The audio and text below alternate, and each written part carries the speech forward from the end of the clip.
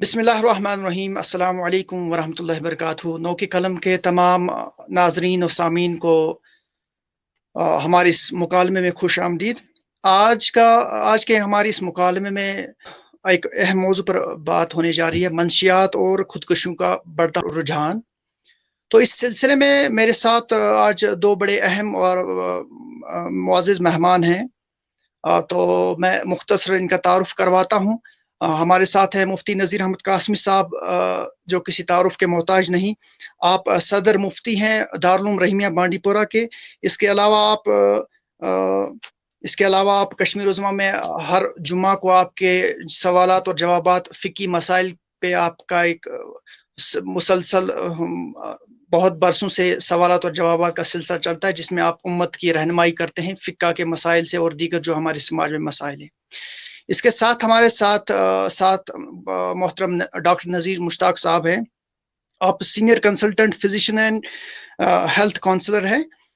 Doctor साहब column निगार हैं, doctor साहब अफसाना निगार हैं। हाल ही में डॉक्टर साहब का एक अफसानवी मजमुआ भी शाया हुआ है तिनके के नाम से, जो लोगों ने काफ़ी सराहा है। तो बहरहाल चूँकि हमें बड़ी जद्दोजहद करनी पड़ी तकनीकी खराबियों की वजह से, तो अल्लाह का फजल है हम राब्ते में हो सके। आज हम बड़े अहम और सुलगते मसले पे गुफ्तगू करने जा रहे हैं, जो इस वक्त बड़ा ज़बरदस्त बर्निंग इशू जिसे हम कहते हैं कश्मीर में है, जिसे हम खुदकुशियाँ कहते हैं। खुदकुशियाँ और मंशियात जो कश्मीर में है, ये वबा की तरह फैल रही है और इसमें कुछ वो आउट ऑफ कंट्रोल ऐसा दिखाई दे रहा है कि एक ट्रेंड जैसी चल रही है खुदकुशियों की।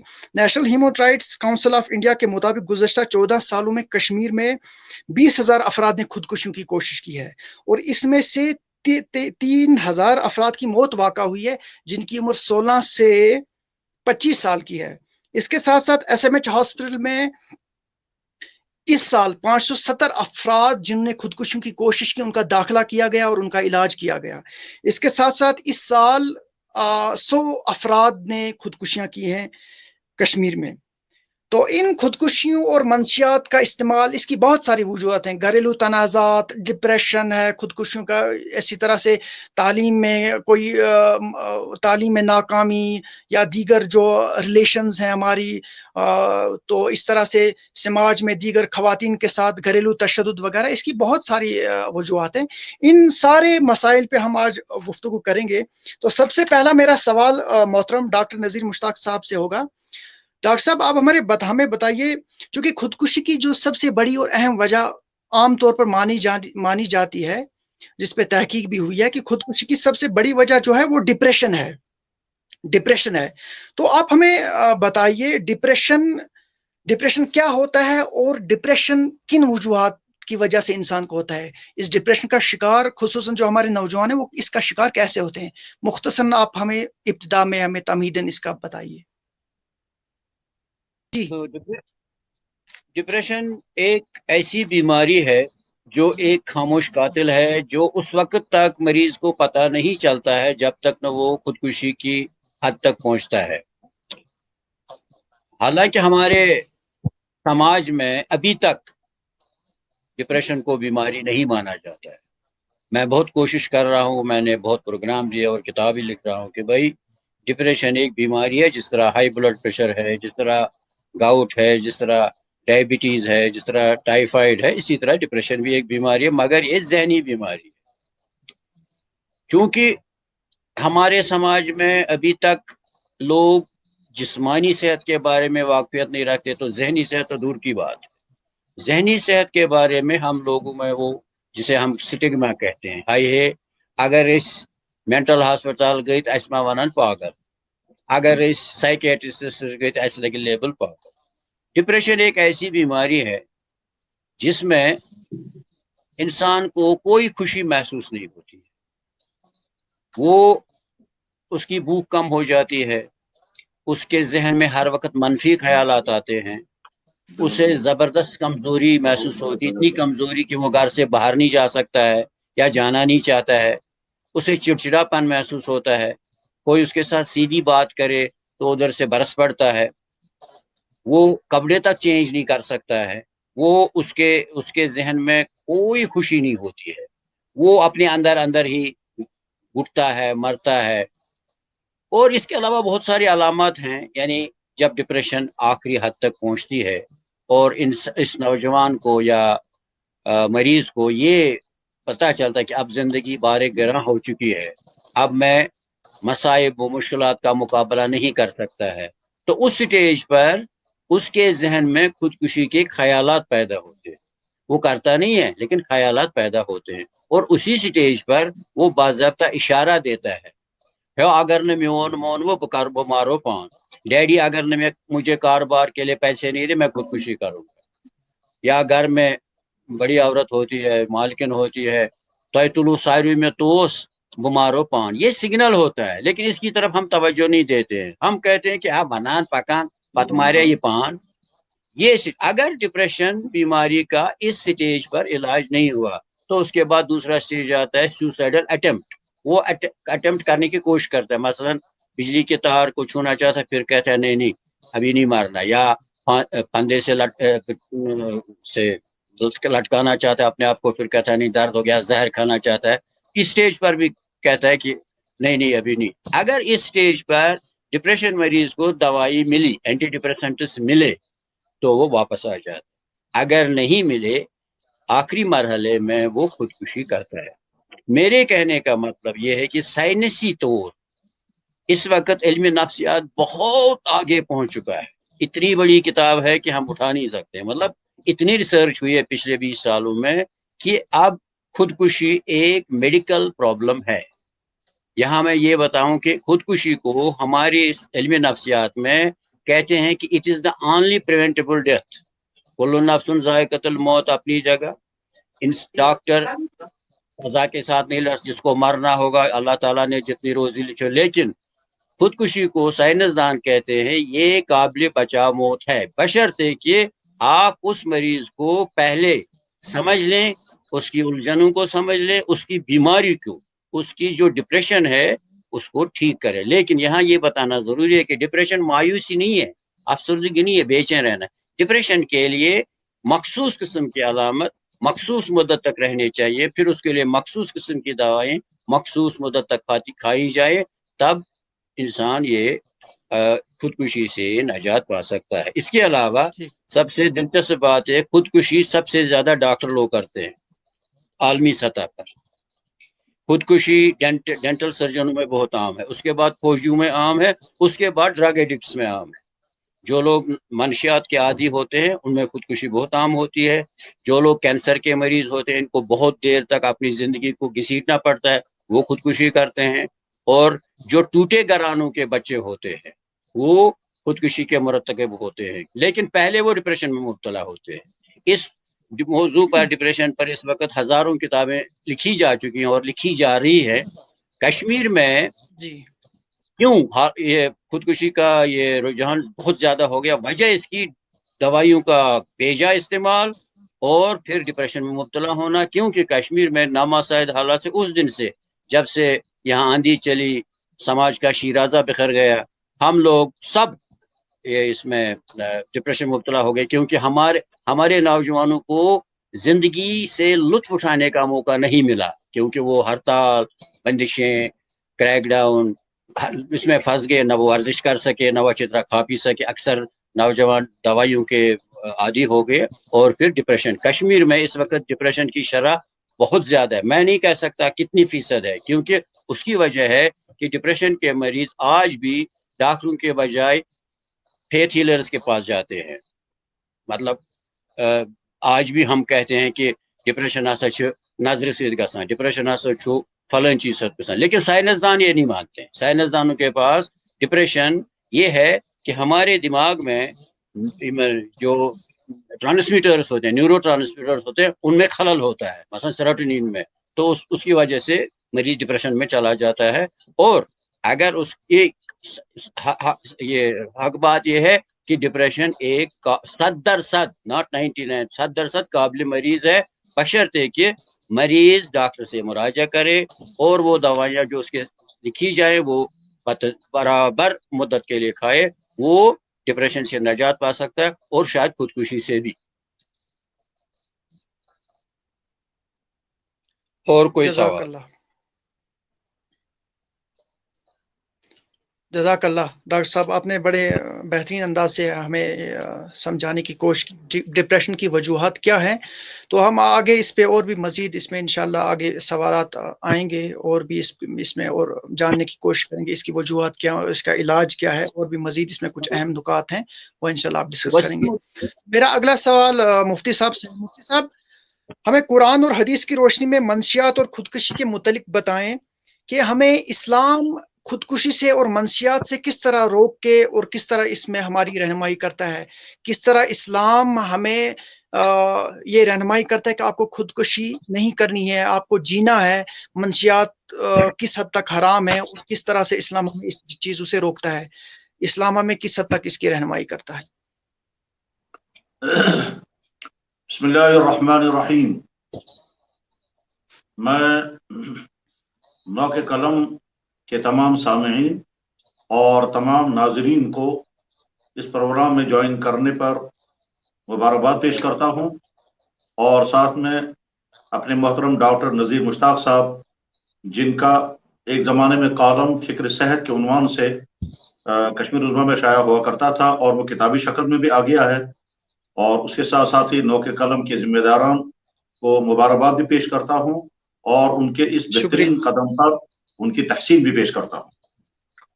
شکریہ. جس موضوع پر آپ نے آج کا یہ مذاکرہ اور یہ مکالمہ ترتیب دیا ہے، میں سمجھتا ہوں کہ یہ دو الگ الگ موضوعات ہیں. ایک ہے منشیات اور ایک ہے خودکشی کا بڑھتا ہوا رجحان. زیادہ مناسب یہ ہوا کہ ہم ان دونوں موضوعات کو الگ الگ کریں اور پھر دونوں موضوعات پر الگ الگ گفتگو کریں. میں اس وقت منشیات کے سلسلے میں چند منٹ میں کچھ گزارشات کروں گا آپ کے سوال کی روشنی میں.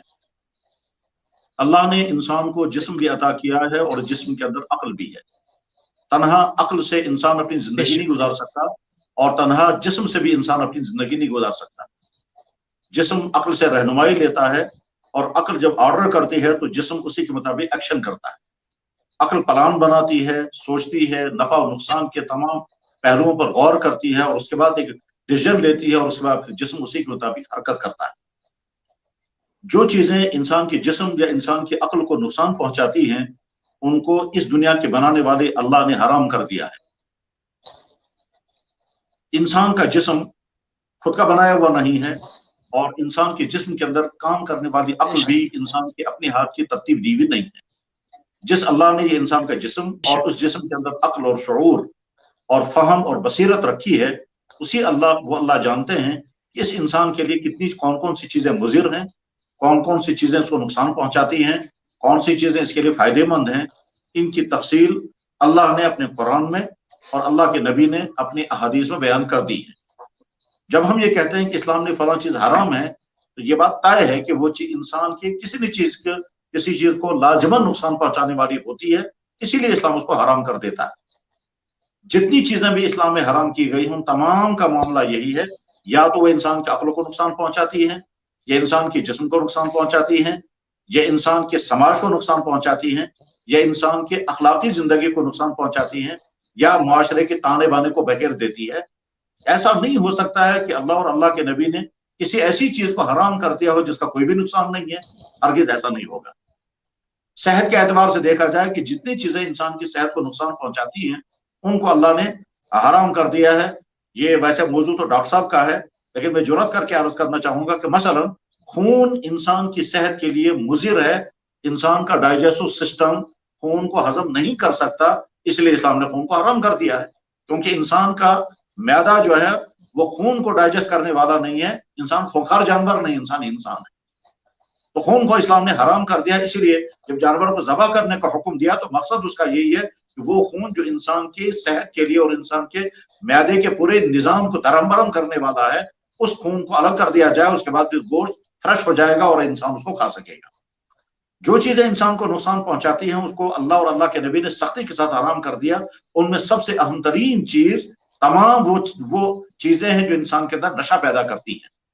اس سلسلے میں قرآن کریم نے جو واضح حکم دیا ہے وہ اس کے مبارک کلمات یہ ہیں: یا ایھا الذین آمنوا، اے ایمان والو، انما الخمر، بلا شبہ شراب، والمیسر، اور جوا، رجسن، بہت ہی گندی چیز ہے. رجس ایسی چیز کو کہتے ہیں کہ جو حرام بھی اور ناپاک بھی ہو. यही वजह है कि शराब हराम भी है और नापाक भी है। हराम होने के ताल्लुक खाने पीने से है और नापाक होने के ताल्लुक बदन के साथ लगने के साथ है। अगर शराब कपड़ों पर गिर जाए तो कपड़ा नापाक माना जाएगा और पीना जो है वो हराम है। तो कुरान ने कहा कि शराब जो है वो हराम है, नजिस है, फज्तनिबू, इससे बचो। शैतान ये चाहता है कि तुम्हारी जिंदगी को तबाह कर दे, इसलिए शैतान तुमको इस काम की तरफ घसीटेगा। इन्नमा युरिदु शैतान अन युक़िअ बैनकुम अदावत वल बग़दा फिल खम्र वल मैसिर, शराब पिलाकर और जुआ में मुब्तला करके शैतान ये चाहता है कि तुम्हारी जिंदगी बर्बाद हो जाए, तुम इंसानों के लिए इंसान न रहो, तुम इंसानों के लिए दरिंदे बन जाओ। अल्लाह के नबी अलैहिस्सलातु वस्सलाम ने शराब पीने वाले, शराब पिलाने वाले, शराब कशीर करने वाले, शराब कैरी करने वाले तकरीबन 10 इंसानों पर लानत की है और वो हदीसों में मौजूद है, बुखारी शरीफ में, अबू दाऊद शरीफ में। हदीस की जितनी अहम किताबें हैं उन तमाम किताबों में शराब के हराम होने और शराब के पीने, पिलाने वाले, पीने वाले, लाने वाले, कैरी करने वाले, हिसाब करने वाले, पकड़ाने वाले, जाम भरने वाले, उन तमाम पर लानत की गई है। इसी वजह से कि शराब इंसान की सेहत के लिए, पूरी सोसाइटी के लिए इंतहाई तबाहकुन चीज है। ये जो इस्लाम ने इसको हराम किया है, ये शराब ही तक महदूद नहीं है, बल्कि दरअसल शराब से मुराद हर वो चीज जो इंसान को नशे में मुब्तला कर दे। नशे में मुब्तला करने की अलामत क्या होती है? इंसान को ऐसी चीज इस्तेमाल करे जिससे उसको एक किस्म का सुरूर महसूस हो। महसूस तो होता है सुरूर, मगर वो सुरूर नहीं होता। सरमस्ती आए, बेखुदी तारी हो और वो गमों को भूल जाए और वक्ती तौर पर उसको आराम और खुशी महसूस होने लगे, वो ख्यालात की दुनिया में घूमने लगे और लज्जत महसूस करने लगे। तो हर ऐसी चीज जो इंसान पर ये कैफियत तारी कर दे, उसको नींद बेहोशी आ जाए, उसको नींद चढ़ने लगे, उसको लगे कि मेरा जहन सुकून पा रहा है, उसको सरमस्ती आए, उसको खुशी से महसूस होने लगे, जो शराब पीते हुए शराबियों को होता है या दूसरे नशे की चीजें। तो ऐसी तमाम चीजें जिनके अंदर ये औसाफ होंगे, वो तमाम चीजें इस्लाम में शराब के दायरे में आएंगी, यानी मुनशियात के दायरे में आती है। इसमें हशीश भी है, इसमें अफ्यूम भी है, इसमें हेरोइन भी है, इसमें भंग भी है, इसमें कोकीन भी है, इसमें कैप्सूल भी है और इसमें क्रिस्टल भी है।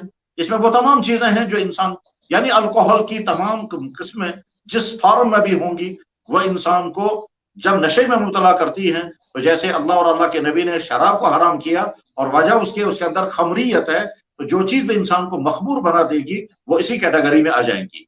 तो लिहाजा शराब भी हराम और शराब के साथ साथ दीगर जितनी मुनशियात हैं, चाहे वो सिगरेट की शक्ल, सिगरेट के साथ भंग मिला करके पी जाए, और चाहे वो चरस की सूरत में इस्तेमाल की जाए, चाहे अफ्यून कोकीन की शक्ल में, और चाहे इंजेक्शन की शक्ल में, जो भी शक्ल होंगी, चाहे वो सूंघने की शक्ल में इस्तेमाल की जाए, वो सारी चीजें सारी जो हैं वो इंसान के लिए हराम कर दी गई।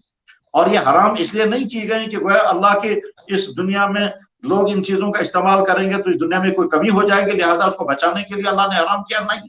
बल्कि दर हकीकत ये इंसान की अक्ल को भी नुकसान पहुंचाती है, इंसान के अखलाक को भी नुकसान पहुंचाती है, इंसान की सेहत को भी तबाह करती है, इंसान की मालियात को भी तबाह करती है। इंसान तालीम के काबिल नहीं रहता, इंसान कमाने के काबिल नहीं रहता, या अपने घर के लिए भी बोझ बन जाता है, ये लोगों की नजरों में भी काबिल नफरत हो जाता है, और ये इल्मी एतबार से, फिक्री एतबार से, अखलाकी एतबार से, मुआशरी एतबार से, समाजी एतबार से अनफिट हो जाता है।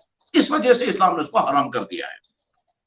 इंसान इसमें मुब्तला क्यों होता है? उसकी बहुत सारी वजूहात हैं। उन वजूहात में से एक बड़ी वजह है दीन से दूरी। जब एक इंसान दीनदार होता है तो उसका हर वक्त डर रहता है कि मैं ऐसा कोई काम न करूं जिससे मेरा अल्लाह मुझसे नाराज होगा और जिससे मेरा ईमान को नुकसान होगा। अब जब ईमानी हालत अच्छी होती है, वो सुनता है कि अल्लाह के नबी ने फरमाया, जिस वक्त शराब पीने वाला, नशा करने वाला नशा करता है, उस वक्त उसका ईमान छिन चुका होता है, उस वक्त उसका ईमान बाकी नहीं होता है। हदीस में है, ला यशरबुल शारिबु अल खम्र इल्ला वहुवा मुमिन। शराब पीने वाला, नशा करने वाला जिस वक्त नशे में मुब्तला होता है, उस वक्त वो ईमान की हालत में नहीं होता है। इसी हदीस के आगे अल्फाज हैं, वला यज़नी वहुवा मुमिन, और बदकारी करने वाला जिस वक्त बदकारी में मुब्तला होता है, उसका इसका ईमान खत्म हो चुका होता है। ये इतना ही नहीं है, बल्कि जब ईमान वाला ये सोचता है कि अगर मैंने अपने आप को इसमें मुब्तला कर दिया तो मुझे आखिरत में सख्त तरीन सजाओं का सामना करना पड़ेगा। चुनांचे एक हदीस में है, अल्लाह के नबी अलैहिस्सलातु वस्सलाम ने इरशाद फरमाया, मन शरीबा मुस्किरन, जिसने कोई नशे वाली चीज इस्तेमाल कर ली जो शुक्र पैदा करे, जो नशा पैदा कर दे, जो इंसान पर मदहोशी तारी कर दे, जिसने ऐसी कोई चीज इस्तेमाल कर ली 40 दिन तक उसकी नमाजें कबूल नहीं होंगी। अगर वो तौबा करता है तो अल्लाह ताला उसकी तौबा कबूल कर लेते हैं, लेकिन अगर वो फिर इस जुर्म का इर्तिकाब करता है तो अल्लाह को हक है कि उसको तीनतुल खिबाल पे ला दे।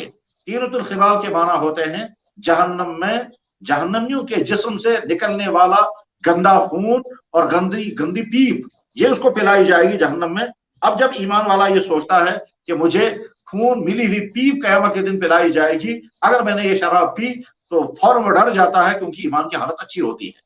ईमान की हालत, दीनी हालत अच्छी होती है तो इंसान सोचता है मेरे पास ये जिस्म जो है ये अल्लाह की अमानत है, मुझे ऐसी चीजें इस्तेमाल नहीं करनी है जिससे इस अल्लाह की अमानत का नुकसान हो जाए, और ये पीना मेरे लिए वबाल जान बन जाए दुनिया में भी और आखिरत में भी। तो मनशियात में मुब्तला होने की बड़ी वजह जो है वो दीन से दूरी है। दूसरी बड़ी अहम तरीन वजह मनशियात में मुब्तला होने की वह है सुकून की तलाश।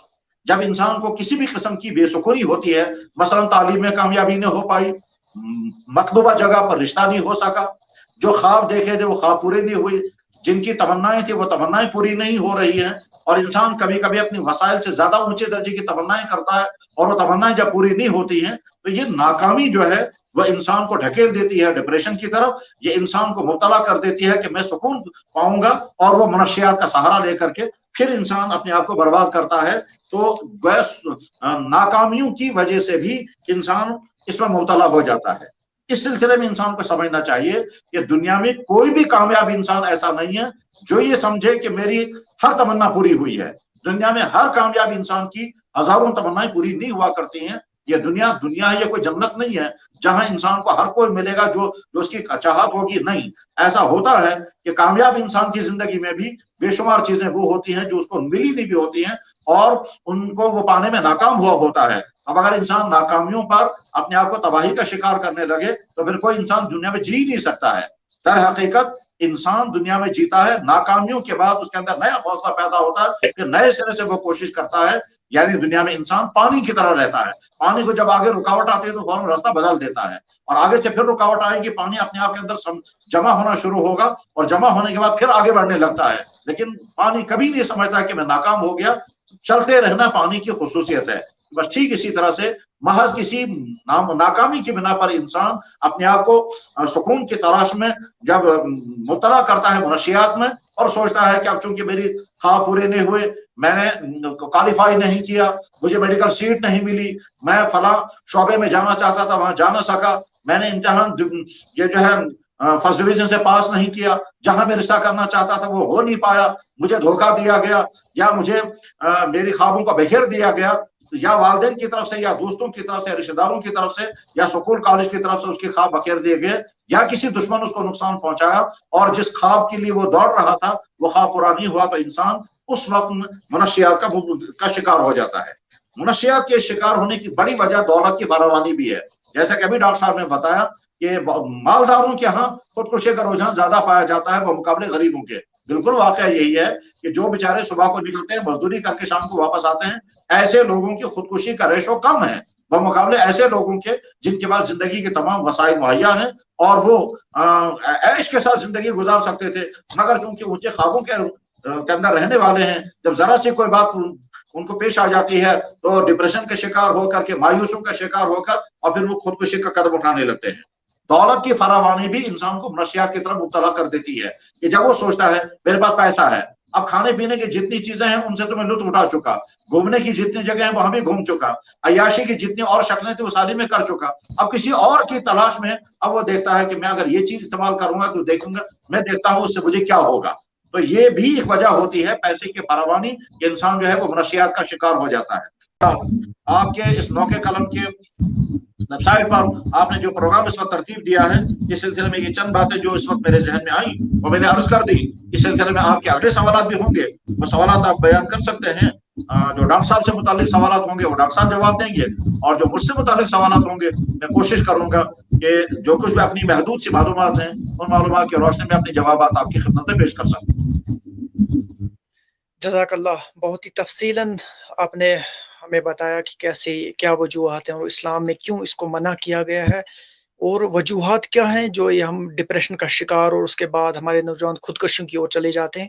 چونکہ میرا اگلا سوال اب ڈاکٹر صاحب سے تھا، لیکن بدقسمتی کی وجہ سے کچھ ان کو تکنیکی خرابی آ رہی ہے پہلے سے. اب میرا اگلا سوال آپ ہی سے ہوگا. چونکہ منشیات، چونکہ ہم یہ جانتے ہیں کہ منشیات ہے، بہت زیادہ منشیات پھیل رہی ہے، ڈرگس ہے، لڑکے نشہ کر رہے ہیں، خودکشیاں کر رہے ہیں وغیرہ. اور اس کی روک تھام کے لیے عملی طور پہ جیسے پولیس کام کر رہی ہے، غیر سرکاری تنظیمیں کر رہی ہیں، اور سرکاری کچھ تنظیمیں بھی کر رہی ہیں، کچھ نوجوان بھی کر رہے ہیں، پکڑ رہے ہیں ان کو، منشیات جو اس کا کاروبار کر رہے ہیں، لیکن عملی طور پہ رک نہیں پا رہی ہے. ہم دیکھ رہے ہیں کہ اس کی جو نوجوان ہے یہ پھیل رہی ہے، یہ آگ کی طرح پھیل رہا ہے نشہ ہمارے سماج میں. تو اس کے متعلق چونکہ جہاں تک میری سوچ ہے، میں یہ کہتا ہوں کہ یہ کسی حد تک ابھی وہ کامیابی حاصل نہیں کر پائے ہیں اس کو روکنے میں وغیرہ. اب اس میں ایک اہم رول علماء، خطبہ، جو ہمارے واعظین ہیں، جو ہمارے اسلامی علماء ہیں، سکالرز ہیں، وہ اس میں اہم رول ادا کر سکتے تھے عملی طور پہ اس کو روکنے کے لیے. کیا وجہ ہے کہ علماء کی طرف سے یا واعظین یا خطبہ کی طرف سے، چونکہ اپنے خطبات میں سمجھانے کی کوشش کرتے ہیں یا واعظ میں بتاتے ہیں ہمارے سکالر، اسلامی سکالر، لیکن عملی طور پہ وہ کوئی ایسا قدم نہیں اٹھا پاتے ہیں جس سے اس کا کلا کما ہو جاتا، یہ منشیات کی وبا جو ہے وہ یہاں سے ختم ہو جاتی. کیا وجہ ہے کہ عملی اقدامات نہیں اٹھا پا رہے ہیں؟ اس سلسلے میں عرض کروں گا، یہ جو عام طور پر کہا جاتا ہے کہ مسجدوں کے ممبروں سے اس بارے میں گفتگو نہیں ہوتی ہے، تو یہ مکمل طور پر صحیح نہیں ہے. ہمارے ائمہ تفصیل کے ساتھ اس پر گفتگو کرتے رہتے ہیں، لیکن سب سے بڑا مسئلہ جو ہے وہ یہ ہے کہ جن کے لیے گفتگو ہے وہ مسجد میں ہوتے ہی نہیں ہے. چنانچہ جمعے کے دن، ابھی اسی جمعے میں نے بہت تفصیل کے ساتھ نوجوانوں کے حالات اور نوجوانوں کے مسائل بیان کیے، اور اس میں منشیات سے بچنے کے متعلق تفصیل کے ساتھ گفتگو کی. لیکن جیسا کہ میں نے اپنے بارے میں، دوسروں کے بارے میں صورتحال یہ ہے کہ ہمارے ائمہ مسجدوں میں تیاریاں کر کے آتے ہیں، اور وہ بتاتے ہیں منشیات کے نقصانات کیا ہیں، دینی نقصانات کیا ہیں، اخلاق کے نقصانات کیا ہیں، صحت کے نقصانات کیا ہیں. جو بیچارے وہاں موجود ہوتے ہیں وہ منشیات میں مبتلا نہیں، اور جو منشیات کے عادی ہو چکے ہیں وہ وہاں سننے والے ہوتے ہی نہیں ہیں، اس لیے اس کے اثرات وہاں تک نہیں پہنچتے. اب سوال یہ ہے کہ عملی طور پر کیا کیا جانا چاہیے. عملی طور پر جو کسی جانا ہے اس کی تفصیل میں نے عرض کی کہ محلے وائز کمیٹیاں بنائی جائیں، وہ پورے محلے کا سروے کریں، وہ نوجوان جو بچے ہوئے ہیں ان کی کیٹیگری الگ کر لی جائے، جو نوجوان اس میں پھنس گئے ہیں ان کو اس میں سے نکالنے کی کوشش کی جائے، اور ریہیبلیشن سینٹروں میں ان کو پہنچایا جائے، اور جو لوگ اس کام یہ پھیلا رہے ہیں ان کو سمجھایا جائے، ان کے ساتھ سختی برتی جائے کہ اس سے روک لیں. اس میں تنظیمیں بھی کام کر سکتی ہیں، ادارے کام کر سکتے ہیں، لکھنے والے لکھ سکتے ہیں، لٹریچر شائع کیا جا سکتا ہے، پمفلٹ شائع ہو سکتے ہیں، اشتہارات جگہ جگہ لگائے جا سکتے ہیں، ان کے نقصانات کی تفصیلیں سامنے لائی جا سکتی ہیں، اور شکلیں لائی جائیں. یہی ساری چیزیں اگر ہوں گی تو ہمارے لیے، آپ کے سوال کا میں مختصر اگر جواب میں عرض کروں گا کہ اگر کہیں آگ لگ جائے اور آگ بجھانے والے جو ہیں وہ قابو نہیں کر پا رہے ہوں، تب بھی ان کی ڈیوٹی یہی ہے کہ وہ آگ بجھانے کی قابو کریں، اور جہاں تک جس طرح سے کر سکتے ہوں قابو کریں. اگر کسی جگہ پر 100 مکانات ہوں اور ایک مکان میں آگ لگ جائے تو ہمیں کوشش کرنی چاہیے وہیں اس کا آگ کو روکا جائے. اگر ہم وہاں ناکام ہو گئے، 10 مکان جل گئے، تو اس کے معنی یہ نہیں ہے کہ ہم چھوڑ دیں، بلکہ آگ بڑھتے بڑھتے اگر 99 مکان جل جائیں اور ایک مکان بچا ہوا ہو، اس وقت بھی ہماری کوشش ہونی چاہیے اس ایک مکان کو بچائیں. غرض ہے کہ ہمارے پاس ایک ہی راستہ ہے، وہ یہ کہ ہم جتنا کر سکیں کوشش کریں اس منشیات کے طوفان کو روکنے کے لیے. اس میں جیسا کہ میں نے عرض کیا کہ منشیات کے جو سورسز ہیں، جہاں سے منشیات آ رہی ہیں، وہاں پر ہاتھ مارا جائے، اور وہاں جا کر کے نرمی کے ساتھ، ہمدردی کے ساتھ، سختی اور ٹکراؤ کے ساتھ نہیں، محبتوں کے ساتھ ان کو سمجھانے کی کوشش کی جائے. اور یہاں کشمیر میں منشیات کے جہاں جہاں سے پیدا ہوتی ہے، مثلا چرس، مثلا بھنگ، یا اسی طرح سے پکی، اور اس طرح کے جن چیزوں سے یہ ہیروئن وغیرہ بنتی ہے، ان تمام کاشتوں کو ختم کر دیا جائے، اور اس کے لیے ایک ہنگامی سطح پر اور ہنگامی طور پر اس طرح سے اٹھے لوگ کہ اپنے اپنے علاقے کے تمام ہم کو صاف کر دیں اور اپنے اپنے علاقے میں خشخاش کے وہ جو پودے اگائے جاتے ہیں جن سے آگے چل کر کے چرس وغیرہ بنتی ہے ان کو ختم کیا جائے، اور ساتھ ہی جہاں جہاں سے یہ شراب بیچی جا رہی ہے، سپلائی کی جا رہی ہے، وہاں اس میں قدغانے لگائی جائیں۔ اگر یہ عمل کیے جائیں گے تو ہو سکتا ہے یہ منشیات کا یہ طوفان کسی نہ کسی درجے میں رک جائے گا۔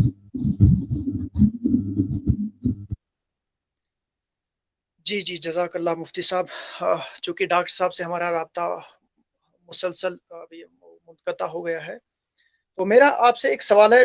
خودکشی کی شرعی حیثیت اپنی جگہ، اس کی جو شرعی حیثیت ہے اپنی جگہ، لیکن جو خودکشیاں کرتے ہیں اس کے بعد جو ان کی ہم نفسیات پڑھتے ہیں یا ان کا جو بیک گراؤنڈ ہے، ان کا جو ماضی پڑھتے ہیں، وہاں پہ ہمیں یہ دیکھنے میں ملتا ہے، تحقیق کے دوران بہت ساروں نے تحقیق بھی اس پہ کی ہے، وہاں پہ یہی ملتا ہے کہ اس کو ان ایسے لوگوں کو سماج نے بھی دھتکارا ہوتا ہے، سماج نے بھی ان کو چھوڑ دیا ہوتا ہے۔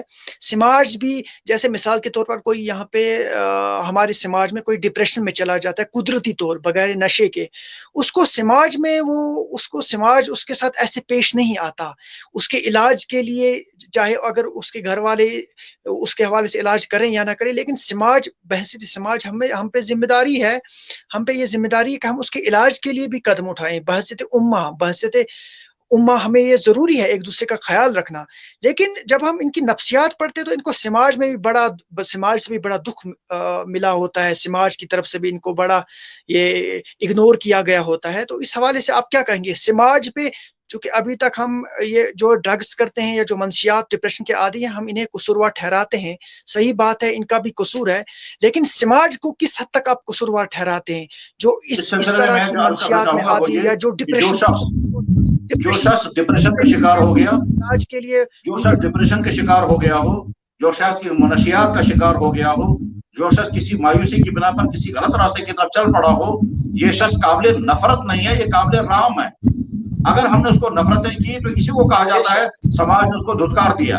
یہ شخص قابل رحم ہے اپنے گھر والوں کی نظر میں بھی، یہ شخص قابل رحم ہے اپنے سکول کالج کی نظر میں بھی، یہ شخص قابل رحم ہے اپنے کلاس فیلوؤں کی نظر میں بھی، اور یہ شخص قابل رحم ہے اپنی کمپنی کی نظر میں بھی اور فرینڈ سرکل میں بھی قابل رحم ہے۔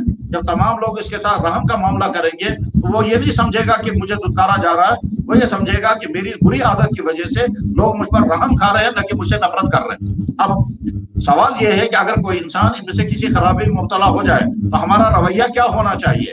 یا تو ہم اپنی دین سے پوچھیں گے کہ ہمارا دین کیا حکم کرتا ہے، ایسے انسان کے ساتھ ہمارا رویہ کیا ہونا چاہیے؟ تو ہمارا دین حکم کرتا ہے اس سے نفرت مت کرو، اس سے محبت کرو، اس سے شفقت کرو، اور محبت کے ساتھ اس کو اس خرابی سے نکالو، نہ اس کو تانے دو، نہ اس کو برا بھلا کہو۔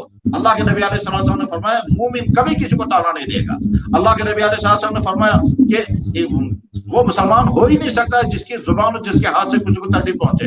اب مثلا فرض کیجئے کوئی انسان ڈپریشن کا شکار ہے اور ہم اس کو زبان سے برا بھلا کہیں یا اس کے رویے کی بنا پر اس کو طنز کریں تو یہ جو ہے یہ تو خود حرام ہے اسلام میں۔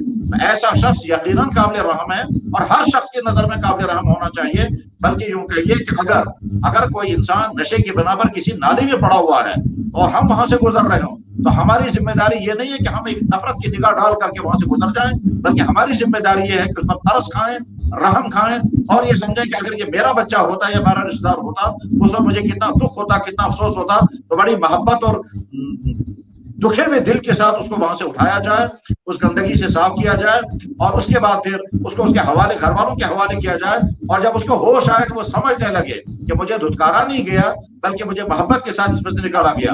میرے سامنے اس طرح کے تجربات ہیں۔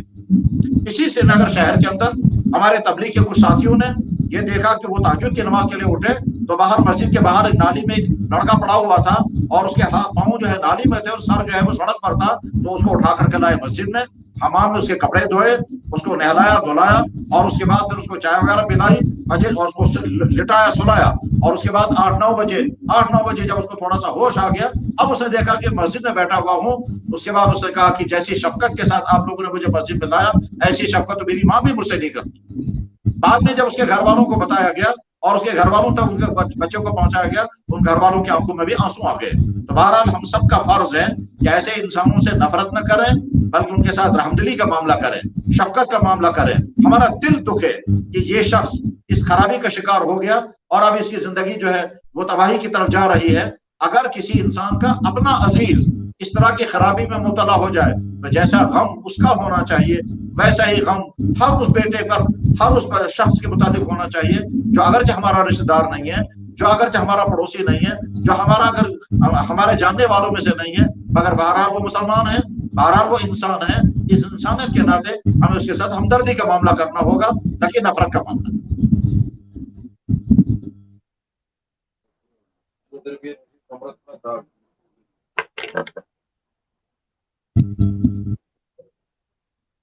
ڈاکٹر صاحب لائن پر آ گئے ہیں، آپ سوال کرنا چاہیں پوچھ لیجیے ڈاکٹر صاحب سے. پوچھیے جناب. اگر ہو رہے تھے شاید ہمارے ساتھ ڈاکٹر صاحب جڑ گئے دوبارہ. پورا سنا کچھ گڑبڑ ہو جاتی ہے. جی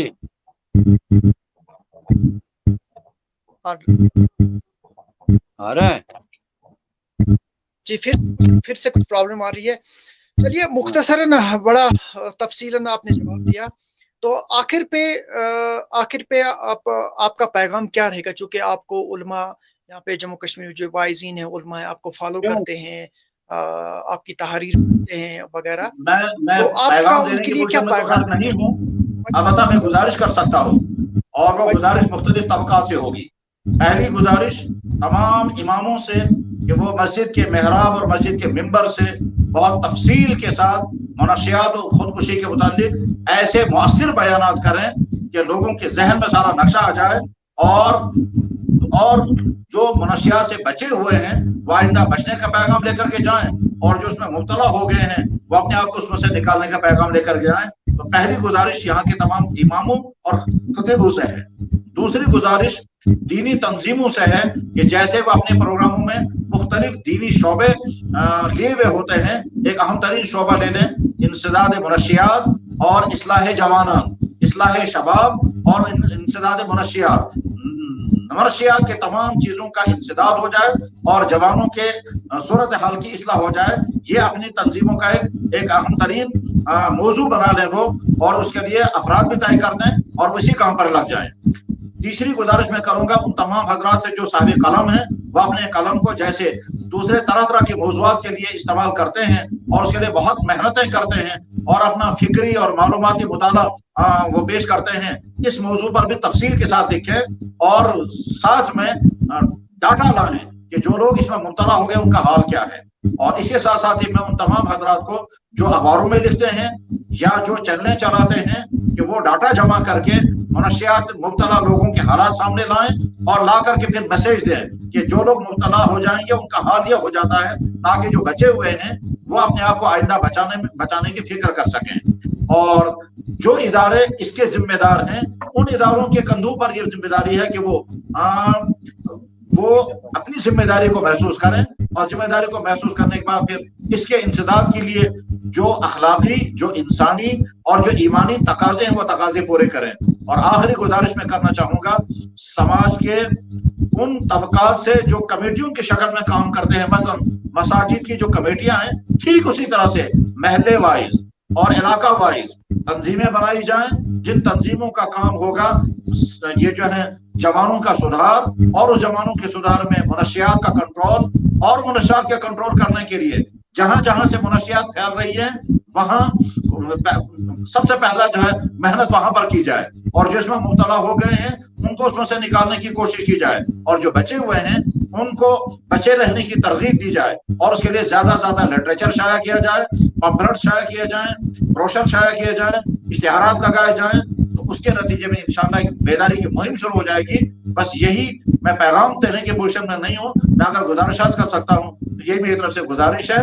اور اس سلسلے میں جو حدیث پیش کرنا چاہوں گا وہ یہ، اللہ کے نبی محمد رسول اللہ صلی اللہ علیہ وسلم نے ارشاد فرمایا الخلق عیال اللہ، مخلوق جو ہے وہ اللہ کا کنبہ ہے، اللہ کی فیملی ہے. احب الخلق الی اللہ من احسن الی عیالہ، اللہ کی نظر میں سب سے پیارا وہ بندہ ہوگا جو اللہ کی مخلوق کے ساتھ بہترین سلوک کرے. اور اللہ کے مخلوق میں وہ نوجوان جو منشیات کا شکار ہو گئے، جو ڈپریشن کا شکار ہو گئے، جو ناکامیوں کی بنا پر کسی مصیبت کا شکار ہو گئے، جو ذہنی ٹینشنوں میں مبتلا ہیں، ان کو اس میں سے نکالنا اللہ کے اس مخلوق کے ساتھ رحم دلی کا معاملہ ہے. اور ہم میں سے جو آدمی بھی اس کے لیے استعمال ہوگا سمجھ لینا چاہیے کہ وہ اللہ کے محبوب بندوں میں بن سکتا ہے. ڈاکٹر صاحب میں آپ سے سوال کرنا چاہوں گا کہ ان منشیات کی وجہ سے جسمانی نقصانات کیا کیا ہوتے ہیں؟ جناب والا اللہ تعالیٰ آپ کو سلامت رکھے. جو آپ نے تو سارا ایک کیا، مطلب جو کچھ بھی آپ نے کہا وہ کافی ہے، لیکن جہاں تک جسمانی، آواز آ رہی ہے؟ جی ہاں آ رہی ہے، بالکل آ رہی ہے. تو جہاں تک جسمانی، جس طرح آپ نے شراب کا اتنا تفصیل سے بتایا، کہ میری بارے میں یہ کہوں گا کہ عجیب بات ہے کہ اگر انسان زندگی میں ایک بار شراب پیے، ایک بار، تو اچھا 25 سال بعد اگر اس کی لیور بایاپسی کہیں گے تو وہ دکھائے گا پازیٹیو، اس آدمی نے شراب پی لی ہے کبھی زندگی میں. اتنا یہ تو اثر بہت کرتا ہے قیمتی یہ. بات آپ نے بتائی. ایک مرتبہ شراب پینے پر 25 سال کے بعد جب اس کا ٹیسٹ کیا جائے گا تو اس وقت اس کے اثرات آ جائیں گے. جی جی، کسی وقت آپ اس کا تو پوسٹ ظاہر ہے مارٹم جو لوگ کیجیے. روزانہ پی رہے ہوں یا جو لوگ ہاں، روزانہ دوسرے منشیات کر رہے ہوں، ان کے جسم کا کسی کتنا کے تباہ حال ہو جاتا ہوگا. لیور فیلئر از 100%، لیور سیروسس جس کو ہم کہتے ہیں، لیور فیلئر ان کا 100، اس میں کوئی شک شبہ ہے ہی نہیں. اس کے علاوہ معدے پر گیسٹرائٹس، السرس، کینسرس، یہ اس میں COPD، کرونک اوبسٹرکٹیو پلمنری ڈیزیز، چھاتی میں، کڈنیز پر زبردست برا اثر. کچھ لوگ کہتے ہیں کہ ہم کو بیئر پینی چاہیے تو سٹون نکل جائے، غلط ہے، اس سے کڈنیز پر بہت برا اثر پڑتا ہے. یعنی غرض کی جیسے اسموکنگ، یہ بھی ایک نشہ ہے، چاہے چرس ہو اس میں یا نہ ہو، اس سے یہ جسم کا کوئی بھی عضو نہیں ہے، سر کے بال سے لے کر پیر تک، جس پر برا اثر نہ پڑتا ہو. 3000 بہت خوب. یعنی آپ کا کیمیکلز ہیں. فرمانا یہ ہے منشیات وہ لت ہے جس کا اثر جسم کے ہر حصے پر منفی اثر پڑتا ہے. بالکل بالکل، کوئی بھی عضو، چاہے مسل ہوں، بونز پر زبردست. سگریٹ پینے والوں کو، شراب پینے والوں کی ہڈیاں 50 سال کے بعد، اس کو کہتے ہیں آسٹیوپورسس، ففس گسان، مطلب جیسے وہ مولی نا سو ففس گسان اسی طرح ہو جاتی ہے. یعنی کوئی، میں نے دیکھے ایڈکٹ، میں نے بہت جگہ ایسے ڈرگ ڈی ایڈکشن میں کام کیا ہے، تو اس میں یہ صحت پر ان کے آنکھیں متاثر ہوتے ہیں. کچھ لوگوں پر بالکل پھر نظر ہی نہیں آتا ہے. کانوں پر اثر، اس میں کوکلیا ہوتا ہے، وہ ڈیمیج ہو جاتا ہے، پھر یہ سننے کی قوت سے محروم ہو جاتے ہیں. جنسی طور تو بالکل ختم ہو جاتے ہیں. اس ڈرگ ایڈکٹ ان کو تو ڈائیورس ہو جاتے ہیں. باقی ذہنی طور بھی یہ بہت خستہ ہوتے ہیں. پھر سماج میں یہ کوئی خاص کام نہیں کرتے. مثلا انجینئر ہو، اگر ایڈکٹ ہو جائے بعد میں کام نہیں کر سکتے. ڈاکٹر ہم نے خود دیکھے ہمارے، میں نے کہا خودکشی ڈاکٹروں میں زیادہ ہوتی ہے، ڈاکٹروں میں ایڈکٹ بہت زیادہ ہوتے ہیں. ہم نے کئی ایڈکٹس کو کرسی پر ہی مرتے دیکھا ہے. بالکل. تو منشیات کے بارے میں آپ نے جو کچھ فرمایا، میں اس کے ساتھ 100% اتفاق کرتا ہوں، لیکن میں اس کو تھوڑا سکیز کروں گا. جو کچھ آپ نے کہا، میں ایک سخت قانون چاہیے جی سماج میں، کہ جی جیسے سعودی میں ہے، ایران میں ہے، کہ منشیات کی تجارت کرنے والوں کو نہیں بخشا جائے. نمبر 1، جیسے آپ نے کہا کہ بچہ ہے اس کو پھنساتے ہیں، پھر کتنا بڑا ظلم ہے، کتنا بڑا جرم ہے یہ. دوسری بات، میں آپ سے متفق ہوں، لیکن میں نے دیکھا نہیں کہ مساجد میں سبھی علماء ان باتوں کا ذکر نہیں کرتے. معذرت کے ساتھ میں کہوں گا، میں نے بہت جگہ دیکھا، لیکن وہ تو وہ ٹھیک ہے، تبلیغ کرنا ہے، لیکن دنیاوی زندگی کی اس خودکشی کی طرف یا اس طرف وہ توجہ نہیں دیتے ہیں. اگر آپ ایک حکم نامہ جاری کریں کہ ہر مسجد میں لازمی ہے تو وہ بہت اچھا ہوگا. تیسری بات، والدین کی ذمہ داری ہے، لیکن والدین اس میں اتنا اہم رول نہیں ادا کر سکتے جتنا کہ پورا سماج. والدین، دیکھیے میرا بچہ ہے، اب یہ، ہاں، یا تو اس میں یہ ایڈ کروں گا، شروع سے بچپن سے جب سے وہ بولنا شروع کرے اس کی تربیت کی جائے. جو آپ کہتے ہیں دین سے دوری، اس کی ویسی تربیت. مثلا میں کہوں گا، مثال آپ کو، میرا بچہ ہے، بڑا بچہ ہے، MBA کرنے وہ آسٹریلیا گیا، اس نے بار میں کام کیا، وہاں مجبوری ہے، لیکن اس نے شراب کبھی نہیں پی، اس نے کوئی نشہ نہیں کیا، کیونکہ وہ میرے ساتھ ایران میں تھا. ہم ان کو بچپن سے بولتا، بابا سگریٹ پینا غلط ہے، شراب پی رہے، یہ سب چیزیں. تو اس میں آپ نے واضح طور فرمایا. اور قدرتی طور آپ نے فارمیسی والوں کو بھی میں بھی ان سے یہی ہاتھ جوڑ کر عرض کرتا ہوں کہ کم از کم آپ، اگر یہاں ڈرگ ایکٹ نہیں ہے، میری سمجھ میں کبھی نہیں آیا اس خطے میں ڈرگ ایکٹ پوری طرح لاگو کیوں نہیں ہے. کیونکہ ڈرگ ایکٹ لاگو نہ ہونے کی وجہ سے ہمارے نوجوان فارمیسی والوں کے پاس جاتے ہیں، یا ان کو پیسہ زیادہ دیتے یا دوستی ہوتی ہے، تو وہاں سے وہ پہلے سکون آور، خواب آور دوائیاں لیتے ہیں، پھر عادی ہو جاتے ہیں. تو ان کو آپ مساجد میں تنبیہ کیجئے کہ جو بھی محلے میں یہ ہوگا کہ فارمیسی والا خدا کے لیے نوجوانوں کو نسخے کے بغیر دوائیاں نہ دی جائے. تو باقی جو آپ نے فرمایا میں بہت مشکور ہوں, اور میں آپ نے جو اس کے بارے میں فرمایا ان تمام باتوں سے ایگری کرتا ہوں, اور خاص طور پر آپ نے اماموں کے متعلق جو بات کہی بلا شبہ صحیح ہے کہ تمام اماموں کو اس طرح کے موضوعات کو اولین ترجیح دینی چاہیے جس کی ہمارے سماج کو ضرورت ہے, بمقابلے اس کے کہ وہ چیزیں وہ بیان کریں جس کا نفع فکری طور پر بھی نہیں, عملی طور پر بھی نہیں ہے. تبلیغ کرنے کے معنی یہ ہے اللہ کا دین انسانوں تک پہنچانا, اور اللہ کے دین میں جو چیزیں حرام ہیں ان میں اہم ترین حرام جو ہے وہ شراب ہے, اور شراب کے قبیل کے تمام منشیات ہیں, اور اس کے نقصانات بے انتہا زیادہ ہیں. اگر وہ قرآن کی آیت اور حدیث سامنے رکھ کر پھر منشیات کے متعلق تفصیل سے بیان کرنا چاہیں, لٹریچر بہت موجود ہے. بلا شبہ میں بھی ذاتی طور پر اپنے تمام اماموں سے درخواست کروں گا کہ وہ اس طرح کے موضوعات کو ترجیح دیں, اور اپنے جمعے کے خطابات میں مؤثر انداز میں, رحم دلی کے ساتھ, درد مندی کے ساتھ, اور بہت اپیل کرنے والے انداز میں گفتگو کیا کریں, تو انشاءاللہ کسی نہ کسی درجے میں سدھار ضرور ہوگا. انشاءاللہ یہی میں چاہتا تھا کہ آپ کی زبان سے سنوں کہ علماء کی یہ ذمہ داری بھی ہے اور وقت کی کہاں پہنچتی ہے. میں کہوں گا ایران میں شہنشاہ کے وقت ڈرگ ایڈکشن کی ریٹ 100% تھی. وہاں جیسے برونٹ کا تمو کانا ہوئی تم انان افیون تو ہر قسم کا نشہ ہوتا تھا. لیکن جب اسلامی انقلاب آیا وہاں صرف علماء نے وہ سارا ختم کر دیا. صرف مساجد میں وہ ہر جمعہ کو اپنا تو بیان کر ہی لیتے تھے, لیکن 15 منٹ وہ میں نے خود سنا ہے 15 منٹ وہ دیتے تھے شراب نوشی پر, افیون پر, اس پر یہ چیزیں غلط ہیں, اخلاق سازی پر, ساختیت. تو انہوں نے وہ, میں وہاں 10 سال تھا, 5 سال میں نے دیکھا کہ صرف علماء کی وجہ سے, آپ جیسے قابل فخر علماء کی وجہ سے یہ سارا ختم ہوا. کیونکہ آپ ہی ہیں, ہم جب مسجد میں جاتے ہیں آپ آتے ہیں, ہم آپ ہی کی بات مانتے ہیں, نوجوان بھی آپ کی بات مانے گا. لہذا آپ کا پہلے مولوی صاحب سے میں نے کہا کہ بھائی آپ شراب نوشی پر, یہاں محلے میں بہت بوتلیں شراب لوگ پیتے ہیں اور اس نشہ آور چیزوں پر, انہوں نے فرمایا کہ یہ میرا کام نہیں ہے, میرا کام ہے اسلام کا. وہی نا, میں نے کہا اسلام تو یہی ہے بھائی, آپ یہ کیجئے. میں اگر آپ مجھے موقع دیں گے, ہمیں داڑھی نہیں ہے لیکن اگر میں وہ بھی رکھوں گا, مجھے 15 منٹ دیجئے, میں شراب نوشی, ڈپریشن, خودکشی, وہ چیزوں کے بارے میں بیان کروں گا جس سے ہمارا سماج بکھر جاتا ہے.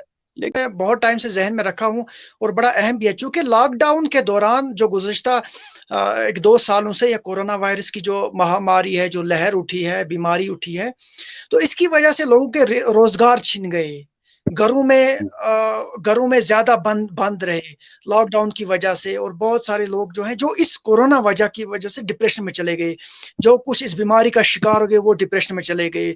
اس سے بہت سارے آدھوں کے روزگار چھن گئے, نوجوان بیکار بیٹھے ہیں وغیرہ وغیرہ, جس کی وجہ سے ڈپریشن ہو گیا. تو ایسے لوگوں کے متعلق آپ کیا کہیں گے جو اس طرح کے ڈپریشن کا شکار ہو گئے ہیں لاک ڈاؤن کی وجہ سے؟ کیا ان کو علاج کرانے کی ضرورت ہے, یا وقت آنے کے ساتھ ساتھ یہ خود بخود اس ڈپریشن سے نکل آئیں گے جیسا یہ لاک ڈاؤن کھل جائے گا یا وائرس اچھی طرح سے ختم ہو جائے گا اور یہ خود بخود ٹھیک ہو جائیں گے؟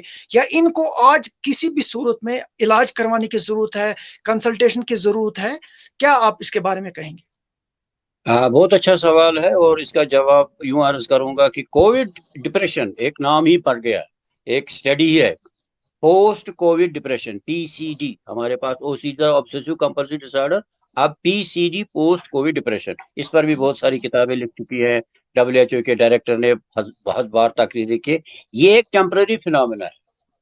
کووڈ جانے کے, کووڈ تو جائے گا نہیں, کووڈ عمر پر ہمارے اب تا قیامت ساتھ رہے گا, لیکن علاج اس کا جیسے زکام کا, باقی چیزوں کا ہم علاج کرتے ہیں, جو نئی جنریشن ہوگی ڈاکٹروں کی وہ لکھے گی کووڈ انفیکشن, نیچے دوائی لکھے گی پھر, کیونکہ ہمارے انڈیا میں 97-98% سروائیول ریٹ ہو گئی. اب اس سے کوئی مرے گا, مطلب آئندہ ویکسین کے بعد مطلب اس بیماری سے مرنے کے چانسز 0 ہے.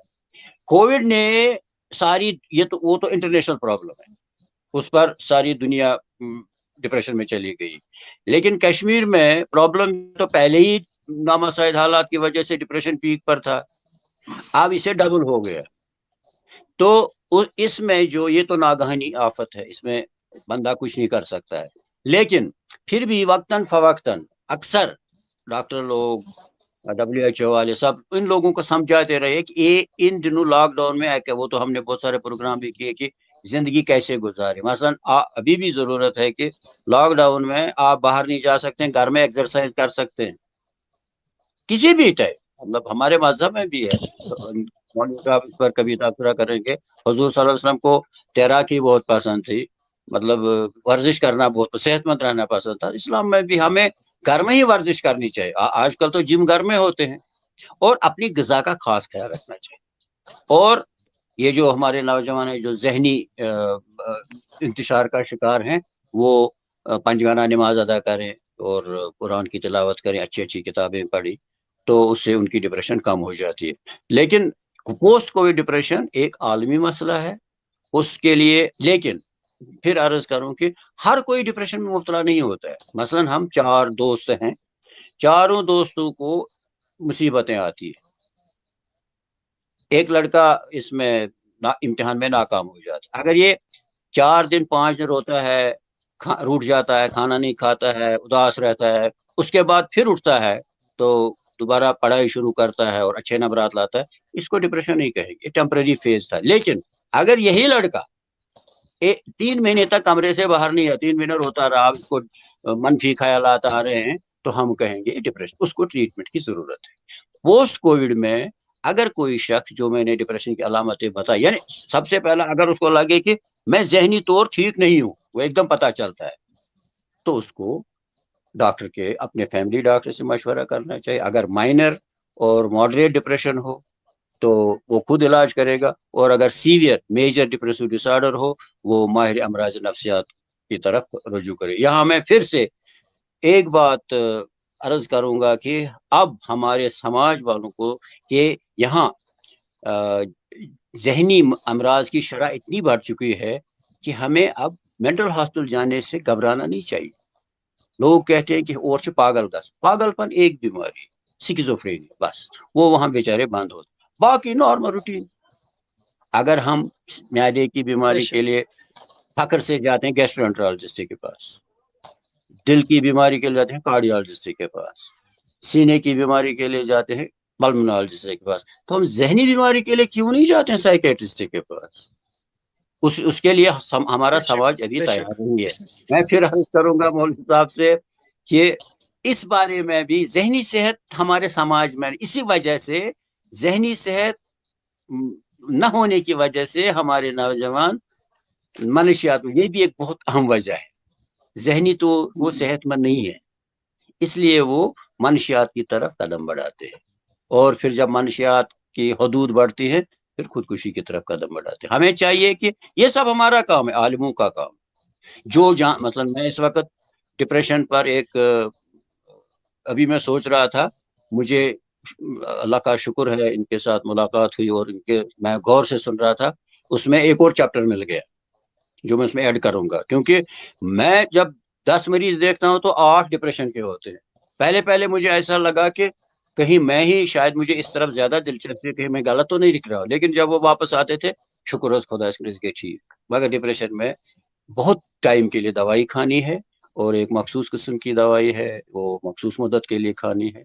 लोग जल्दबाजी ना करें, और अपने बच्चों में, जैसे इन्होंने फरमाया, वालिदैन की कुछ, अगर हमारे रिलेशन में 3-4 बच्चे थे, ठीक हो गए, कि अगर बच्चों में देखें कोई एबनॉर्मल बिहेवियर है, कमरे में ज्यादा देर बैठते हैं, खाना नहीं खाते हैं, चिड़चिड़ापन करते हैं, देर से उठते हैं, नमाज नहीं पढ़ते हैं, कुछ अजीब हरकतें करते हैं, तो एकदम माहिर अमराज नफ्सियात से या किसी अपने फैमिली डॉक्टर से मशवरा करके उनकी वो जहनी सेहत को दोबारा तवाजुन में लाए, उससे बहुत सारे मसाइल कम।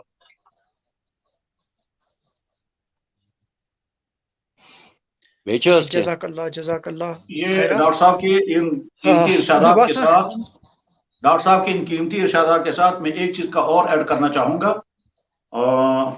और वो ये कि अल्हम्दुलिल्लाह अब इस वक्त लॉकडाउन तो नहीं है, अल्लाह के तकरीबन, लेकिन खुदा न खास्ता अगर आइंदा कोरोना की तीसरी बड़ी लहर आ गई और फिर लॉकडाउन की सूरत हाल सामने आ गई, तो उस वक्त क्या किया जाना चाहिए? पिछले 2 लॉकडाउनों में के जो हालात हैं, उन हालात से फायदा उठा करके हमें एक नया तजर्बा करना चाहिए, और वो ये कि खुदा न खास्ता अगर लॉकडाउन हो जाता है तो हर शख्स अपनी जिंदगी का मामूल सामने रख करके एक शेड्यूल बनाए। मसलन जो बच्चे पढ़ते हैं वो अपने 24 घंटे का शेड्यूल बनाएं। इस टाइम से इस टाइम तक हम आराम करेंगे, इस टाइम से इस टाइम तक हम पढ़ेंगे, इस टाइम से इस टाइम तक हम खेलेंगे, इस टाइम से इस टाइम तक हम तफरीह करेंगे, इस टाइम से इस टाइम तक हम सोएंगे। इसी तरह से जो हमारे मुअम्मर हजरात हैं, बड़ी उम्र के हजरात हैं, वो घरों में बंद होकर के फिर टेंशन के शिकार होते हैं और बाद में अपनी घर की खवातीन के साथ लड़ते हैं, तो उसके उनके लिए भी सबसे बेहतर है कि वो अपनी वर्जिश का टाइम तय कर दें, जैसा कि डॉक्टर साहब ने बताया, और अपनी इबादत का टाइम तय कर दें, कुरान की तिलावत का टाइम तय कर दें, किताबें पढ़ने का टाइम तय कर दें, वॉकिंग का टाइम तय कर दें। वॉकिंग बहुत ज्यादा जरूरी है, और अगर वॉकिंग नहीं करेंगे तो जैसा कि डॉक्टर साहब ने बताया, अब तो घरों में वर्जिश के लिए आला तरह तरह के आए हैं। बहर जब 24 घंटे का इंसान शेड्यूल बनाता है, शेड्यूल के मुताबिक चलता है, तो उसके बाद फिर डिप्रेशन के इम्कानात बहुत कम हो जाएंगे। असल में डिप्रेशन जो है आदमी बैठकर सोचने लगता है, मेरा ये भी नहीं हो रहा, ये भी नहीं हो रहा, ये भी नहीं हो रहा, अब क्या करूंगा, ये सोच सोच करके दिमाग मुतासिर होकर उसके बाद फिर डिप्रेशन की तरफ चला जाता है। जब हम एक शेड्यूल की लाइफ गुजारेंगे और हमारा हर काम जो है वो अपने टाइम पर होने लगेगा, तो बहुत इम्कानात है कि हम उससे बच सकेंगे। उसमें उस शेड्यूल में हम अपनी इबादत को भी सामने रखें, अपनी सेहत को भी सामने रखें, अपनी तफरीह को भी सामने रखें, अपने खाने पीने को भी सामने रखें, और अपने सोने जागने को भी सामने रखें। और इस शाम को सामने रख करके अपना अगर शेड्यूल बनाएंगे हम, तो निजामुल औकात बना करके इंसान थोड़ी उम्र में बड़े बड़े कारनामे अंजाम देता है। हमारी पिछली बड़े लोगों की तारीख यही बताती है। तो एक बस यही ऐड करना चाह रहा था मैं कि अगर हम शेड्यूल बनाकर जिंदगी गुजारने के आदी हो जाएंगे तो शायद बहुत सारी परेशानियों से बच जाएंगे। बहुत सारी परेशानी, इंसान एक बेहतरीन जिंदगी गुजार सकता है। बेशक, जज़ाकल्लाह। तो मैं इसके साथ ही इस प्रोग्राम को, इस मुकालमे को इख्तिताम तक पहुंचाना चाहूँगा, इख्तिताम करना चाहेंगे हम। मैं आप दोनों मुअज़्ज़ज़ मेहमानों का शुक्रिया अदा करता हूँ कि आपने अपना कीमती वक्त निकाल के नौ के कलम के लिए